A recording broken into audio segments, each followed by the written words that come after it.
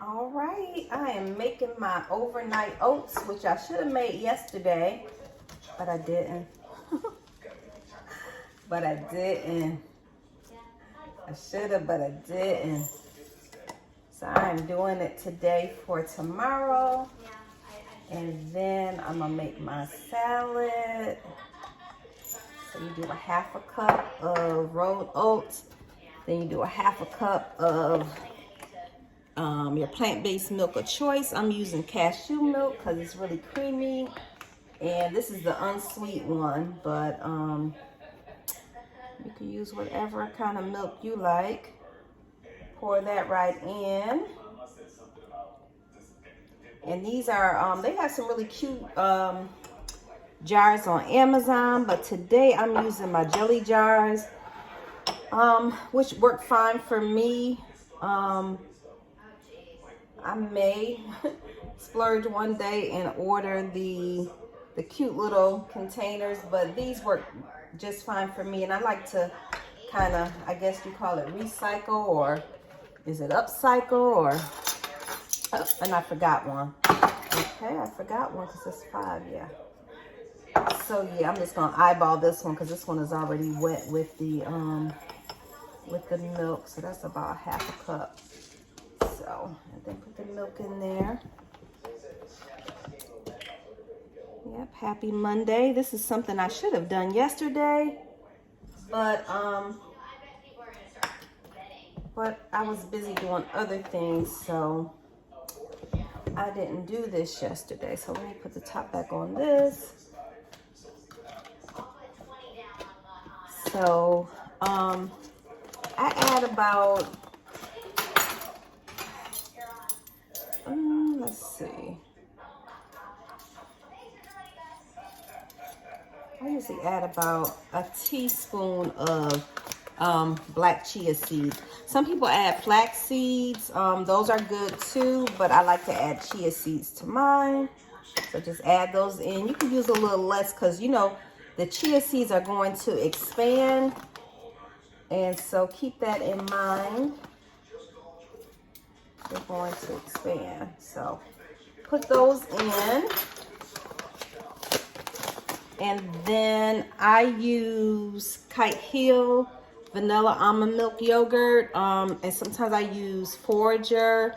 You know, those are some of my favorite brands. And I just purchased this yesterday. So open this up.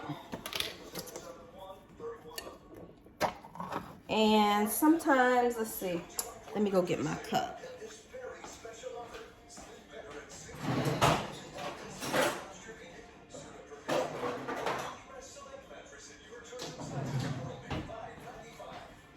All right, I'm back.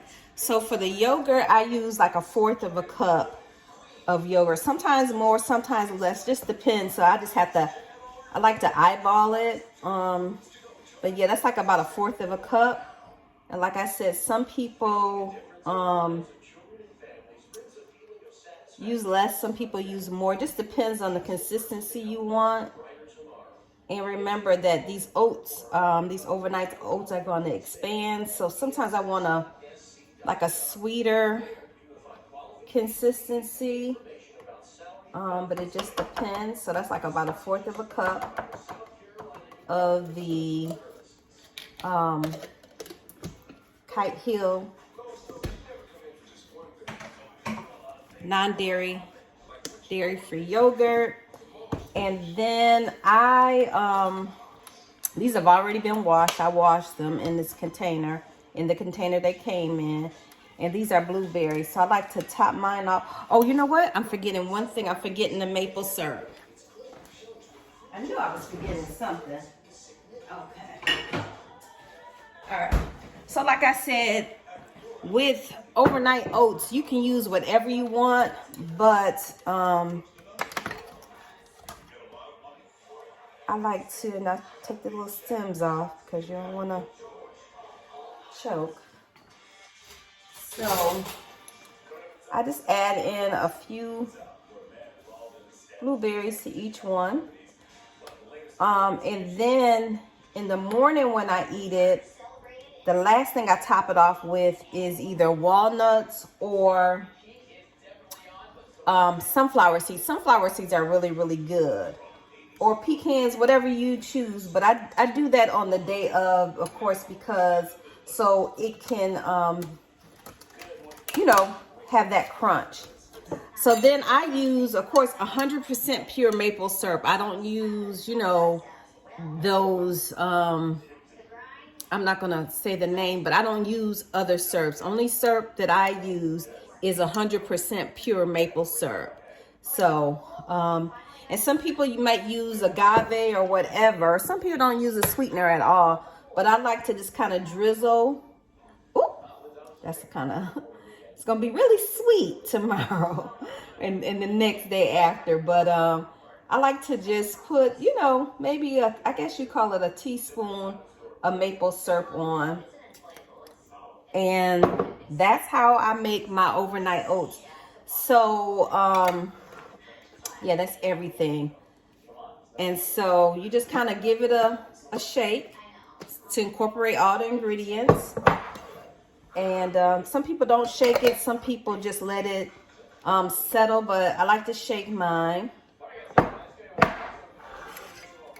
And so I'll have breakfast for the next 5 days. It's just kind of reach and go. So, excuse me. Of course, the label's still on this. This is my most recent jar. I feel like this one is missing something, but I guess we'll find out when we eat it. So yeah, that's how I make my overnight oats. I hope everyone's having a great Monday. Take care.